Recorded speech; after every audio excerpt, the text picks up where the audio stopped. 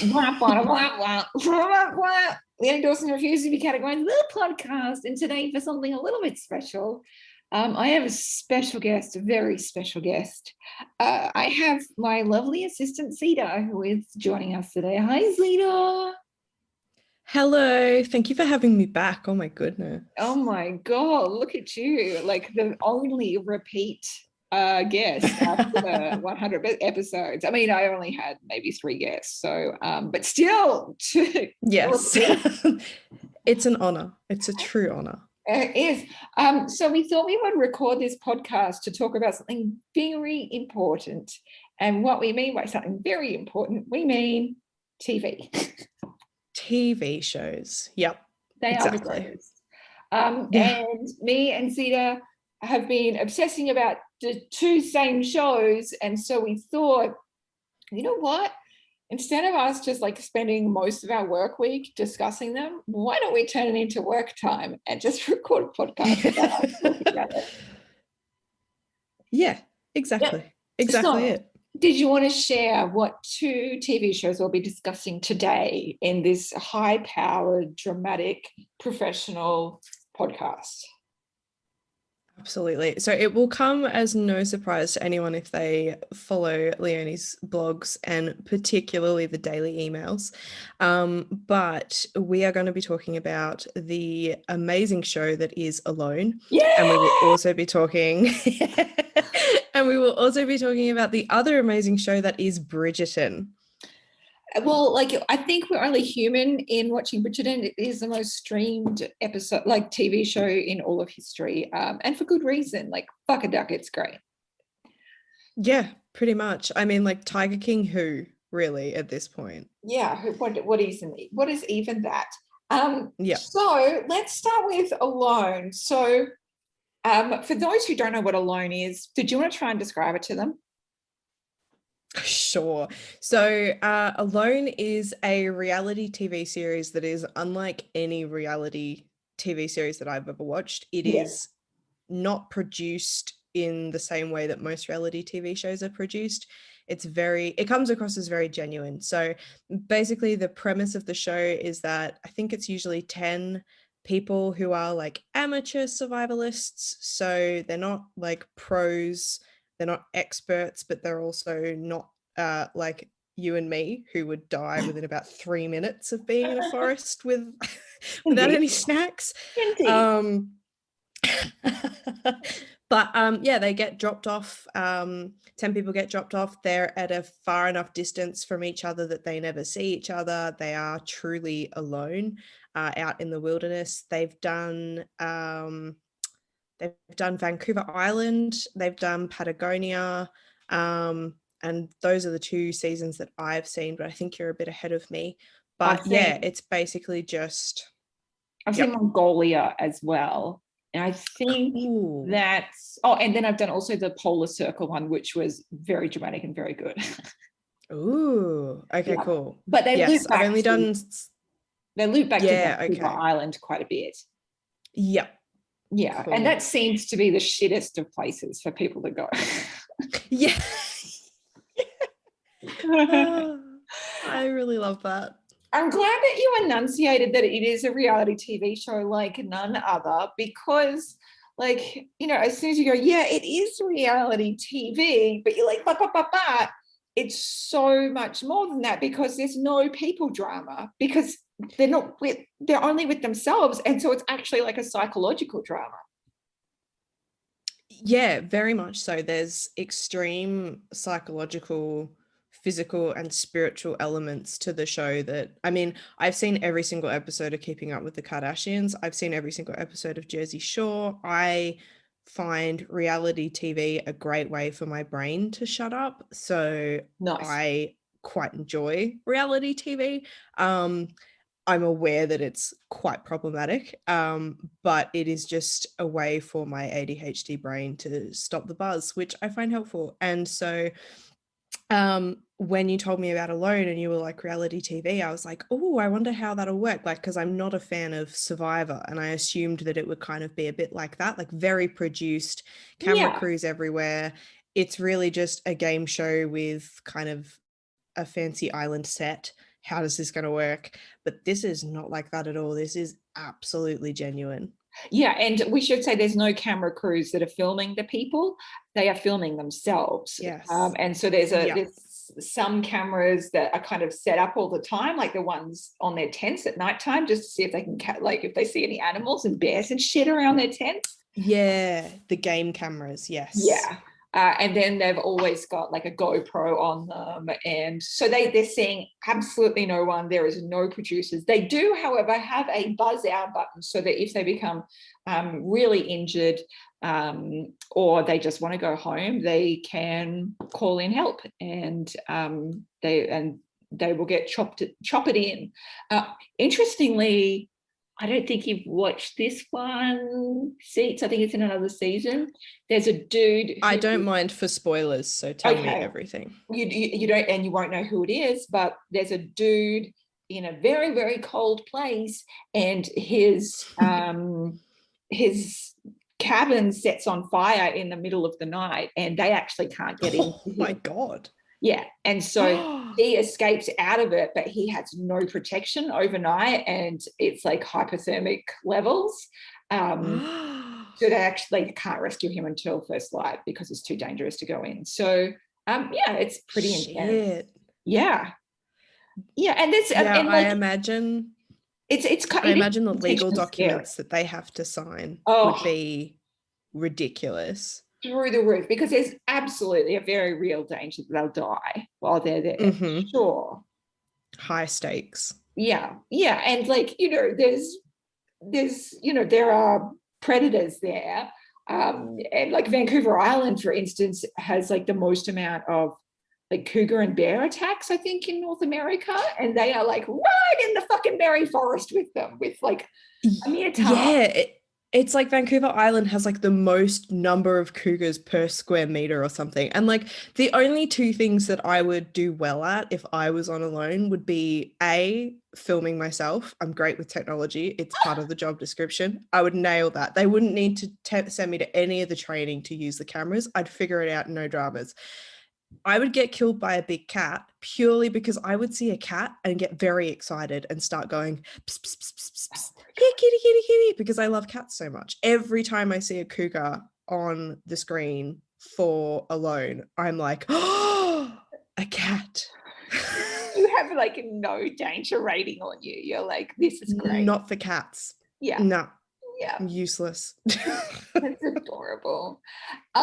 So I always really enjoy like, and you and me, like we have some good chuckles when we're watching, and like the really like up themselves guys that are like, yeah, I'm good now, let's fucking competition. It's all in the mindset, and I'm so strong, and I'm a police officer, rah, rah. And then God, they're the ones that like leave within like one night because they're actually just too scared. It is truly my favorite thing. Because I'm under no illusions. Like I could not survive out there. I could not do what they're doing. So it is just, but at least I am honest and open about that. That is a failing of mine. Sure, I can't survive in the woods. Bit awkward given that I've just bought a house in the woods, but that's neither here nor there. It's a cabin. You're fine. Yeah, it's got running water and electricity. We'll be right. But it is just so funny to me that there's a whole lot of like macho-ness, like masquerading, and it's usually the white guys who just walk out there. And in the season that I just watched, which is season 3, one of the guys spent the whole time being incredibly condescending around people who build things.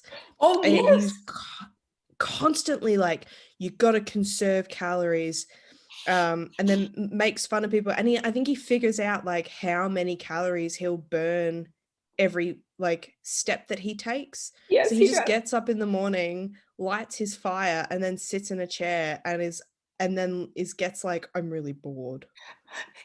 He leaves like, because he gets bored. It's so he gets bored. It's just so funny because the first time he missed his family, he wanted to go home immediately, and then immediately went home after spending however many days just dunking on people for being like, you can't think of your loved ones, you've got to not burn your calories. And the thing that killed me, I actually wrote this down because this is just the ultimate like white man thing to say about nature and somewhere of like pristine beauty. As he was leaving, he said, I never saw this as my home. I saw it as a cheap apartment. Oh, And ew. I was like, yeah, no wonder you were like the second or third to leave or whatever. Like, are you serious? Oh my God. He was genuinely gross. I was worried that he was going to win because he was being so strategic. And so Yeah. I really laughed when he didn't win. Yeah, me too. Yeah, I have many lols written in capital letters in my notes under his name. Like, suck it, tall guy. Yeah, And exactly. I always love when they have female participants because females do it completely differently and they Oh can have my these God, yes. hugely spiritual relationships with the land and they just do beautiful work out there. It brings me to tears. It's stunning. My like the person that I desperately wanted to win season three, and I will say that if you are wanting to watch alone and you are wanting no spoilers, this maybe isn't the podcast for you because we are Yeah, gonna well, be we are just spoiler central. We should just call this spoiler central, the podcast. yes, pretty much. But my favorite person in season three was Callie, and she was the one who got the spider bites. Do you remember her? Oh, yes. And then she like healed them with like herbal shit, right? Yeah, she just made like a, is it like a poultice or something? Yes, Like yeah, the poultice, she yeah. just like found a heap of herbs and was like, yeah, she just like pulled her pants down. She had all these nasty looking bites on her thigh and her bum, and she was like, yeah, I'm in quite a bit of pain, and I think I've been bitten by this particular spider. Meanwhile, up on the screen comes up like all these details about this spider that's like bites can take months to heal and can cause like paralysis and toxic shock and sepsis and death. And I'm like, she knows all this. And she's like, yeah, I'll just see if my herbs will work. And they fucking did. She healed herself within like a week. I was stunned. And she quickly became my favorite after that because holy shit. She was full blown amazing. I love like there's been a few herbal healers on the program now, and they're just riveting because they can look at the landscape and see in a completely different way. Whereas like the guys are all like, I'm just gonna get myself like a really big game and then I'll be right. And then they have like crippling indigestion and stuff. And then all the chicks are out there Yeah. like eating like greens and stuff. It is bizarre how different the approaches are. Yes.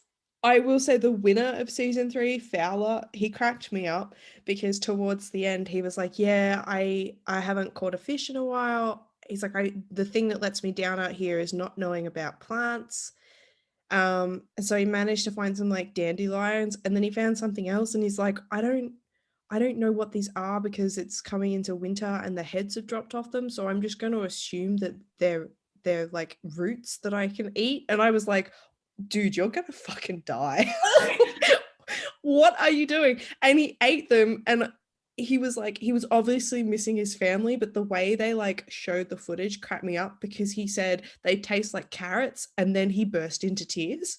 And I Yes, was that like, was are you so great. The crying I was like, carrot situation. are I you thought he was crying going to over go out on that carrots? when he was having a crisis over carrots. So did I, but I think it was more he was like, I'm so hungry. And I was like, oh, I can't even imagine. But yeah, that cracked me up. I like full props to him though, because like even though like I so wanted a woman to win that episode, that Yep. series, like I can't like even he could have known a bit more about fucking herbal stuff. But he made amazing shit while he was out there. Like his home was beautiful and he just Yeah. crafted everything.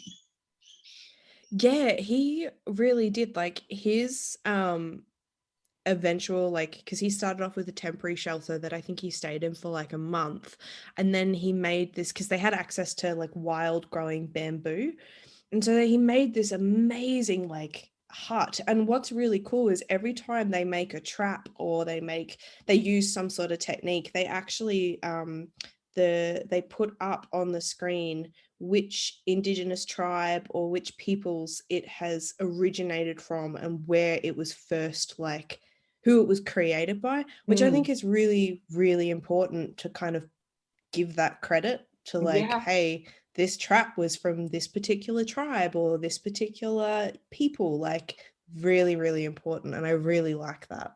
You know what amazed me, right, is that because, usually they're out there for like the longest ones are out there for about 3 months or so.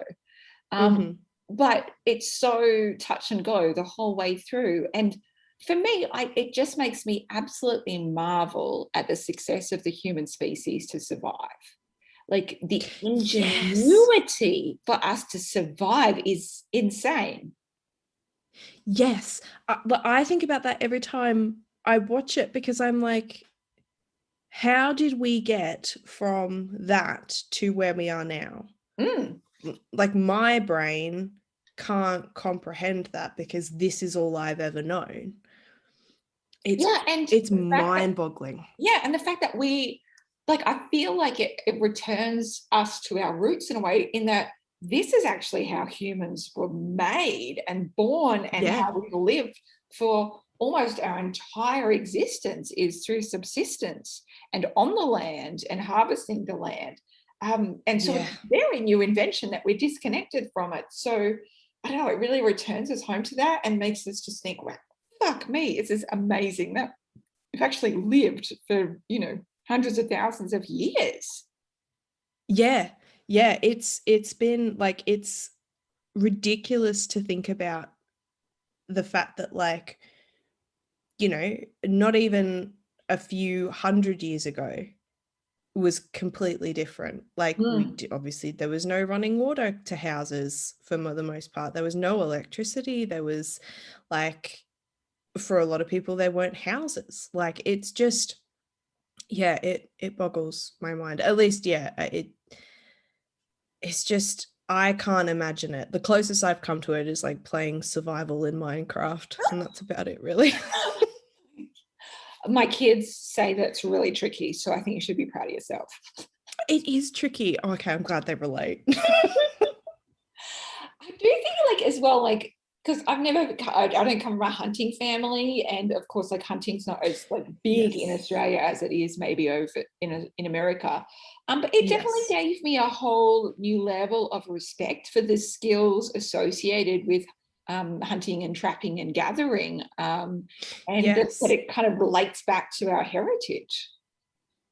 Definitely. And I really liked how I think pretty much all of them, every time they caught like a live animal, whether it be like a fish or a bird or even like insects and slugs, they always thanked the Yeah, animal, yeah, which so I much love. thought was, yeah, that kind of gratitude practice, which I thought was just a really nice touch, because we live in such an age now where everything is mass produced, mass consumed, and mass slaughtered, and not always in the most humane way possible either. And so it was really nice to see people really appreciating what the land was giving them. Yeah. And it wasn't even like, I don't know if it was a gratitude practice, just that they was so overcome with emotion. Like they Yeah. would just, they would cry and weep over bodies and say, thank you. And I'm so sorry. Yeah. Thank you for giving your life for me. Yeah. Because they got what a huge difference it would make to their bodies. I should say, if you're a vegan, you may find this show quite triggering. Yes, and they do have warnings at the start of the episodes, at least where we watch them online, Yes. which is on SBS Demand Yeah. for Australians. But they do have warnings saying that, like, there's some animal content that may upset some viewers. So it's definitely worth being aware of that because, yeah, it is quite graphic. Like, I've had to turn away a few times. Yeah. Um, Yeah. And I like, we actually watch it with our kids, um, and my I check in with my kids. We're like, are you comfortable with this? You don't have to watch this yeah. part where they're going to be killing an animal and then butchering it and turning it into food. Mm, I think it's important that they yes. know. And also, like I grew up on a cattle property. We butchered cattle at home ourselves and ate it. Yeah. And our dogs would walk around for weeks afterwards, just kind of so big because they've eaten all of the guts out of the after we've. Yeah. Yeah. So Okay. I think it's important that my kids understand where shit comes from, like they're not going to have the same visceral experiences that I had as a kid, but they still need Yeah, to know, like, this is actually how it works. This is definitely. your responsibility to know how it works. What Yeah, fascinated me, right, absolutely. was that, like, realizing there's kind of a total lack of agriculture in those certain situations. Like, it really is like hunting and gathering. You can't get, like, it's very hard to get like legumes or grain or any of those kind Yeah. of crops. And so you're really just stuck with meat, fish, and maybe greens if you can find it and know what to pick. Yep. Yeah, it because I was thinking like I wonder if like they would be able to like cultivate like a bit of a hothouse if that was Mm. possible and then like grow some, whether even if it's just weeds like dandelions that are Mm. edible, like, but it just seems so inhospitable and so like, not to quote the guy who's like, conserve calories, but they really do have to conserve calories by a certain point because, like, I remember one guy was like, yeah, I haven't had fish in 4 days, so I'm just eating like some dandelions that I could find, but I was eating mushrooms, but they've all gone because there's frost on the ground. And I was like, how did we even get to a point where we could farm? Mm. Like, How did we it's, know how yeah, to there's, store foods? How did we like have all of that technology, like as in like the real technology of knowing when things would, grow and then how to preserve them? yeah. And just even just knowing like, oh, if I smoke fish, I can make a fish last months. Like what? Yes, I know, without refrigeration, like it's Yeah. mind-boggling. We should also say as well that people are allowed to take 10 items with them. That, like, they can't take any Yes. guns. Um, they're allowed to take a bow and arrow if they want to. They can have fishing hooks. They have a first aid kit, a knife, an axe. Um, they're very, like, it's a very small unit of what they're allowed. Fishing line, and then they kind of make traps. And they're also allowed, if they find anything on the land or in the water around them, they can use that. But it's like slim pickings. Yes. Yes, there are, I suspect, quite a lot of like closed loopholes that I would try to find. Like, okay, cool. So I'm going to bring my hunting dog, a mattress, and a generator. They don't think they'd let that happen. Hunting dog. That's great. Yeah. I was like most fascinated. I don't know if do they have wolverines on Vancouver Island? Or maybe I'm thinking of one of the other episodes I think it had Not wolverines that in the I whole as well. recall. Because those ones are just creepy motherfuckers. They'll just come into your tents and eat all your shit. It's intense. Ew. Yeah. Yeah. I really liked on Vancouver Island their experience with the bears Oh and my how God. in order to scare the bears off, they'd just be like, "Hi bear, hello bear," and the bears would be like, "Holy fuck," and bolt. I was like, They speaketh. apex predator. Apex predator. Yes. Oh my God. That's the siren call of an apex predator. Hi, bear. Hello, Hi bear. bear. Yeah. I do love it. But yeah, Yeah. the cougars do, like, I mean, I joke about them being cats and loving them, and I do love them, but I suspect if I was in the wild, I would be very, very frightened. Oh, Um, it's terrifying. And I don't understand why they think Australia is so dangerous. Like, yes, we have a lot of dangerous jellyfish and snakes and spiders and stuff, but we don't have the big shit. We don't have the bears. We don't have wolves. We don't have like cougars. We don't have any of that shit. We're kind of the apex predator, except for the very small, very dangerous ones. well, that's what I was saying to my housemate the other day. I was like, our probably like top dangerous animal would be like, I mean, you've got crocodiles, Oh, but sorry, like yes. Yeah, they're apex. they are mostly up north, and it's Yeah. kind of like just don't go swimming in the water holes where there are signs saying don't go swimming in the water holes, Yeah. and you'll probably be okay. Yeah, And then don't go in the water. cassowaries. Oh, yes. Yeah, they are kind of murder birds, but they're not too bad. Like they'll just fuck off. Like you could just say, hey, cassowary, and they probably fuck off. I think there's Yeah, only and they're one also up one north as person who's well. died from cassowaries, and they were actually trying to shoot it with a bow and arrow. Of course they were. Yeah. Jesus. Yeah, I know. I But know. yeah, I was saying that to my housemate the other day because I was like, Americans, particularly Americans, are like, Australia is like filled with like these poisonous and venomous animals that are just out to get you. And I'm like, yeah, but I can go through a walk, like I can go through a forest on a walk for 3 hours. Not that I ever would, but I could. And the worst that would happen to me is that I would come out with maybe a leech. I Yes. do that in America and I'm dealing with like coyotes, wolves, wolverines, cougars, panthers. Like, Ew. good grief. Good grief. No, thank you, and kind regards. Yeah, Um, exactly. so to round off like our alone discussion, like I think for me, the way the cinematography is, the way the fact that like, oh God, the door just slammed. Oh my God, that was just like being on alone. It was so terrifying. Oh dear. um, oh my God, it's like battered all of the thoughts out of my mind. But the fact that like No. there's no voices on there, like there is no host, there is no like Jeff from Survivor, like narrating Yes. everything.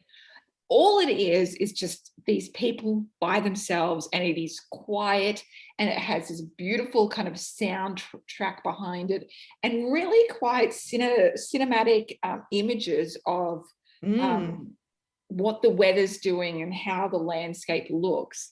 And I just found it a very beautiful, moving meditation on nature and our connection to it.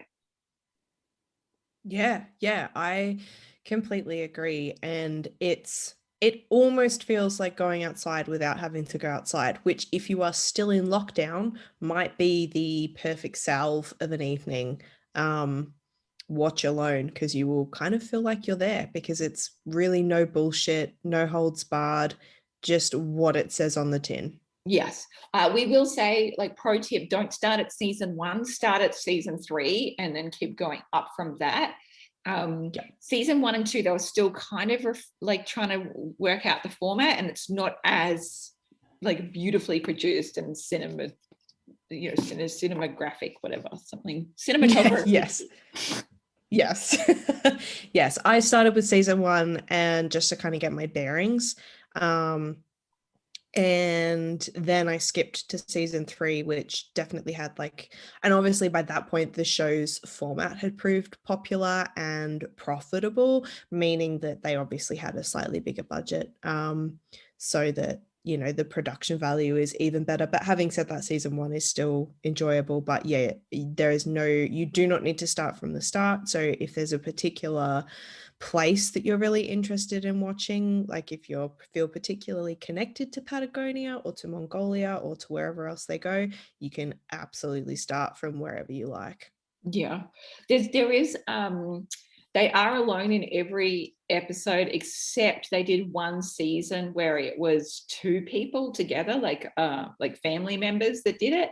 And I honestly didn't Oh, find that's it right. You anywhere did tell me. near as enjoyable as just like them actually being genuinely alone, because I like kind of Yeah. the idea of like, how do you be like, how can you be stoic, and how can you find your own inner resolve, and yeah, be your own best friend during this Yeah. deep isolation.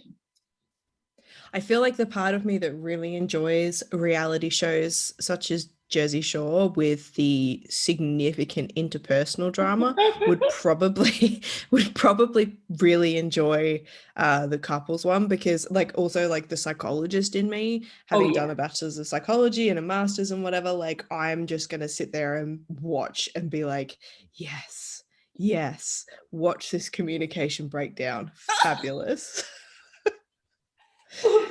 Terrible thing to I say, think but you should treat yourself to that next, honestly, because there yeah. is some gold in there. And I started watching it by myself, and then the kids and my husband were like, "Oh, are you watching alone? Oh no, we'll start watching it too." And then all of them were like, "Oh my god, do these brothers actually talk to each other the whole time like this?" And I said, "Yes, they do." Like, my kids are like, Oh. "Why do they hate each other so much?" I'm like, "They're very stressed." Oh dear. Oh dear. Yeah. For that season, do you think they should have gone on a survival course or a conflict management course? Which would have fared them better? Who knows? Oh, tricky to know. And this, I don't know, I don't want to give you a spoiler. Or, yeah, no, I'll give a mini spoiler in that watch the couples one, because you will start laughing about someone leaving very quickly. Oh, okay. Yeah, Excellent. yeah, it's a new high. Excellent. And by a new high, I mean a new low point in how Yep. quickly someone's like, actually, no. Yeah, that'd be me. That'd be me. That'd be me. I'd be like, I've looked at a few photos of the forest and it looks really beautiful and aesthetic, and I'm gonna go out there and have a really nice cottage core time. I would be out there for about 4 hours and I'd be like, I'm cold and I'm very sore. I'm ready to be airlifted out. Thank you very much. Yeah, you'd be like, I've made a terrible mistake. Yeah. Oh my God, I can't Yes. wait to hear what you think of like your perspective on the relationships episode, because it is great. I'm gonna have to watch that next. Speaking of relationships, Bridgerton. Oh yes. Oh, Bridgerton. Hey, Bridgerton. For those who haven't seen Bridgerton, Zeets, do you want to give them the review? Oh, so Bridgerton is like, if you could have a show that is the polar opposite of Alone, it is Bridgerton. It is incredibly indulgent. It is fictional. It is just delectable in every sense. So I guess the main overview is that it follows kind of one family, the Bridgertons, and their sort of interactions with the world. It's set in, I think it's set in like the early 1800s, but it's a fictional 1800s where everyone is extremely colorful. It is not like your Pride and Prejudice or your Emmas or anything like that. It's extremely flamboyant. It's wonderfully diverse, which is fabulous. And the point of the show is basically following two young people, a man and a woman, who meet and decide that they will pretend to date, essentially, to secure her a better hand in marriage than what she's currently being offered. But they kind of fall in love with each other instead, and shenanigans ensue. And by shenanigans, you mean quite vivid scenes of lovemaking. Yes. Yes. The show opens with two people boning against a tree. Yeah, So just with an ass, like right there, just an absolute ass, and then he's turned around just and a like, whoops, bum. I'm late for a meeting, gotta run. And the poor servants just standing there kind of like, this is the fourth time I've had to put up with this week. Like, Yeah. it's a hell of a show. It's very funny. It's very engaging. And it's based on a book series too, which I believe you've started reading. Have I ever? So it is, so like full disclosure, I have read a lot of Regency romance books, which is absolutely what this category falls into. If you listen to my big, shut up, Zita, my biggest mistake podcast, you'll like know that it's not the only romance I'm into, because clearly I'm very into a lot of gay erotica too. 10 out of 10. 10 out of 10. That was like the highlight of my career. Oh my God. Screaming. Was you being like, hang on, what do you mean you get emails? And me being like, let me screenshot and show you. That email is saved. I've saved that email. I have that forever. Oh my God. Oh my God. I am actually like, just my face has gone so bright red. It's so funny. It's so funny and so horrifying all at once. Anyway, if you guys don't know what we're talking about, you need to go back and listen to my most embarrassing mistake podcast, because it is a whole fucking thing.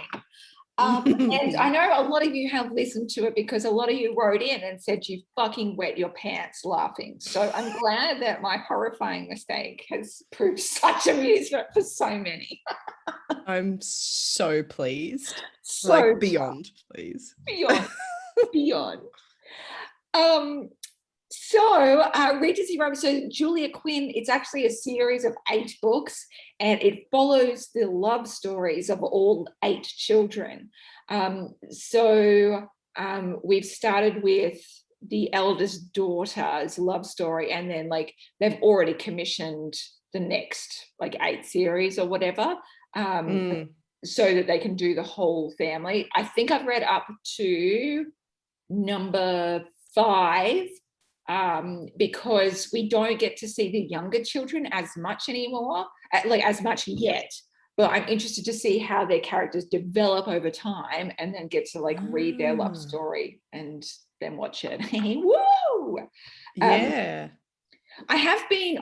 It's like pro tip, guys. It's such a beautifully created show, and it is very like colorful. Like the outfits are quite, it's sort of like Regency outfits, but like on speed, like a lot. There's a lot of shiny satin in like fluoro yellow. Yes, it's gold. It's like, well, it's not actually gold, but yes, it's golden. But I went to the dentist the other day, and they were like, did you want to watch anything on Netflix while you get this procedure done? And I was like, yes, I want to watch Bridgerton. And the dentist was like, good choice, gold choice, like, well done. But the dental hygienist, who was in her 60s, had never heard of it. And she kept looking up to watch the show. And then she was like, oh my gosh, did you know that they were doing this in this show? And I was like, yes, this is great. Like, it's the best pain relief ever. That is excellent. I would not have the confidence to do that. I would just be like, oh no, it's okay. Like, just put on whatever you want to watch. Oh my gosh, no, just take control of the situation and expose like new things for them, you know? Like, I think it's important that people have a Bridgerton sexual awakening. It's so much better than like 50 Shades of Grey kind of shit. Like, just get on with some good old boning Regency style. Yes. Yeah. Yes, it is very fun. I think the thing that I like really liked about Bridgerton was, obviously, so it's based on a book, but the creator of the TV series is Shonda Rhimes, who did Grey's Anatomy and a couple of other shows, which I can't remember off the top of my head right now. But she just is like, does like just amazing inclusivity with different like different sexualities and different races, and it's just an incredibly refreshing experience, because most Regency romances and Regency dramas that are televised are all like an entire white cast. Yes. So it's just wonderful to have a Black male lead, and just other Black characters. The Queen is Black. Like, it is really, really refreshing and really enjoyable to watch. It's almost like looking into an alternate reality of how the world could have been without white supremacy. Yeah. And it's a beautiful world to have been in. I mean, there is still some kind of elements of racism that weave their way in there, because their freedom is like in the TV series is only kind of newfound. Yes. Yeah, but it's a very interesting diversion of history. Yeah, and I'm excited. Like, I hope she doesn't stay completely true to for the rest of the books. Like, I would love to see like LGBTQIA plus stories like being told in there in a much more predominant way. I hope it's not just like plain heterosexual relationships the whole way through, like as hot as the sex scenes like have been up to this point, like I would Yeah. love to see some more stuff happening, especially with that like second eldest brother, the artist who ends up at like kind of gay gangbangs and stuff. Like Like I'd love to swingers parties, yeah. explore his sexuality a bit more. Yeah, I would too. That would be fascinating and just excellent representation. Like, Mm, give me more representation, please. mm. So hopefully, fingers crossed, because I would love to see that brother like end up fucking that artist. Like that would be Oh, I think. I think it would be great. I think if we could have like Simon and Daphne's like relationship, like, you know, that spearhead through the entire first season, if we could have that, but a queer relationship, that would Mm, be fabulous because too often queer relationships in media are tragic. yeah, Um, yeah, you're right. and it's exhausting. It is exhausting to see a reflection of oneself constantly never getting a happy ending, whether Mm, it's one of them dies or it's, you know, Brokeback Mountain is a classic example of that. Like that mm, is it's a brilliant film. I really like it. It is tragic and I've only ever been able to watch it once because mm, it's just it reflects a reality that is too familiar to a lot of LGBTQIA plus people. mm. And it is also just people want to watch media, well, not always, but a lot of people want to watch media to escape. Yeah, And it is very hard to escape when the stories told about you are a reflection of a tragedy or just negativity. yeah. So yeah, I really hope that we get a queer love story in Bridgerton because I think that would be just I would welcome it with It'd open be arms. tickety boo. It would just be tickety boo. I Yeah. would love like my favorite character, hands down, is Eloise. Yep, okay. Who's your favorite character? Simon. Mm, adorable. Yeah. I love Simon. Yeah. He's just a beautiful autist, you know? I Um, just want yeah, I'm like I just want to be your friend. You need a oh, friend. Like oh. like like no, like I don't want to get anything out of it. I don't want your money. Like I just think you need someone to talk to Oh, so that you can learn to better communicate with your wife, please. the psyche in you is really coming out though. Yeah, like, I just want to give you therapy, but in a really like genuine consensual way, please. Thank you. It's beautiful. I just like love like the vivacity of Eloise, and I think she would be a great gay character as well. That's what I'm kind of hoping too. Like, I would love that. She just how disinterested she is in like social events and, you know, the coming of age like stuff.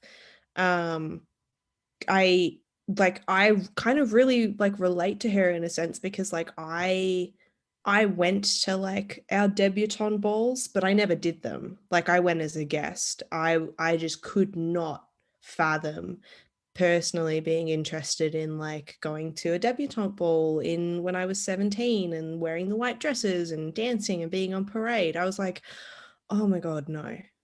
No, no, no." And so I would love to see that like blossom into an exploration of her sexuality as it did for me, because that would be 10 out of 10 representation. Nice, nice. I didn't go to my prom. I didn't do a prom either. I went as a guest as well. I Yeah. think I decided it was like too much of a time commitment to learn how to dance Yeah. and stuff. And I thought, oh no, thank you. Wow, yuck.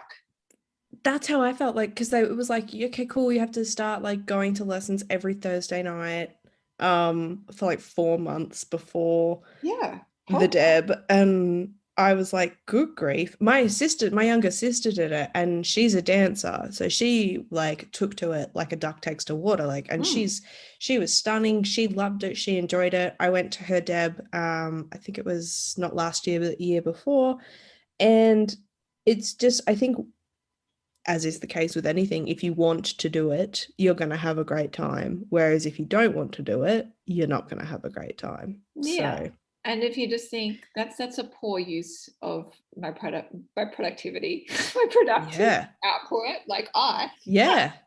I was like, this OP is not going to get itself. Like, I'm going to have to. Yeah. That's how we count it in Queensland, is our finishing score. And my finishing Yep. score wasn't going to take into account 4 months worth of dance lessons. So fuck Yes. no. Fuck no. Yes. Yuck I no. just, so yeah, I would love to see Eloise maybe start like a writing career of her own, Yes. like just, or even like open her own detective agency, like because she spends so long trying to figure out who Mrs. Whistledown is, like Ooh, yes. Lady Whistledown, sorry. Yeah, they've got so many wonderful options to take these kind of almost like leftover characters now that they're finished with Simon and Daphne's story as a whole. I am really excited to see what avenues they take these other characters and what happens to them. Same. Same. It's going to be hot as fuck. And plus, it's going to be just more fodder for me to go to the dentist with. So that'll be just really helpful to me. I mean, incentive to go to the dentist, which let's be honest, everyone needs incentive to go to the dentist. Exactly. So Exactly. And if it's going to horrify some, some boomer, yay, even better. yeah, I don't think I can get away with going to the dentist and being like, yeah, could you please put on this true crime documentary? Thanks. I don't think Oh, I can get away with that. the ultimate in relaxation for you, Zeets. It is, and it's terrible. But Look, you didn't commit the true crime, so therefore it's fine. You got to pass. no. Yeah, I got to pass. Thank you. Now, we won't give away who Mrs. Whistledown is. Did you know who it was before the end of the season? Yes, because I googled it. Nice. Naive. That's what I mean when I say I don't mind spoilers, because most of the time I spoil myself, partly because growing up with, like, as I was mentioning before, like such shit queer media, I can't cope with tragic endings, Of tragic course. backstories. So anytime I pick up a book that is like a love story or an adventure or anything like that, you can be damn sure that I go to the Wikipedia page and I go find my favorite character that might be in it or the main character. So I look at their alive or dead status. I look at what happened. I'm like, absolutely not. I'm not investing my precious emotional energy. I get it. I get it. Yeah. I feel exactly the same way with most movies. Like if there's a bad ending, like I'm not here for it. I don't have time for that. Like I'll be fucking miserable for days. So no. Yeah. I mean, to kind of like really roast myself, I had to go to therapy for the ending of Avengers Endgame because it Oh, upset me so much. oh, Robbie. I Because get I that. couldn't cope. No, you can't. You can't. Sometimes, like, I still think about, like, somebody like fucking My Girl. Like, that still haunts me. What a horrible kids Oh, movie. What a horrible kids oh, movie. I forgot about My Girl. Oh, I'm so sorry for reminding you. Oh, Jesus. No. Book in for therapy now. Yeah, grief. Yeah, but yes, so I looked it up purely because I was curious. And yeah, it was not what I was expecting. I was very surprised, and I think I might have picked it by like the second last episode. Right. Yeah, But I had no clue, but I'm like oblivious like constantly. So that is not a surprise. Like I'm the worst detective on earth. yeah, fair enough. Like somebody could be stabbing me and I'll be like, something feels itchy. Like what's Like happening? what's happening? Who's doing this? Where am I? Yeah, Yeah. I'm like, no, that can't be happening. That's not supposed to happen like that. And then, are you sure you really want to do that? Oh, but you get in trouble. Like that would make it really bad for you. Oh. So yeah, no, I'm fucking clueless. So I was stunned when it came out. I was like, oh. Funny. Righto, well, we've got to go do shit and be cool and watch some more TV. Yeah, we do. Yeah. God, it's so hard being us. I know. What a tough job. Thank you for joining me. I'm talking shit about Alone in Bridget. I'm so glad we finally got this off our chest and now we can move on to more seasons. Yeah, thank you so much. We'll have to start like a Google Doc of all the shows that we love. Yes. See where the crossover is and then recommend each other a show. Oh my God. Yes, plus. Yes, plus. Yeah. Guys, if you want more TV shit like this, you should email us. That's the only way we know what you like and what you don't like. Yes. So if you want some more of this, you need to email us. supports@leoniedawson.com. Sorry, it's just support@leoniedawson.com, not with the S on the end.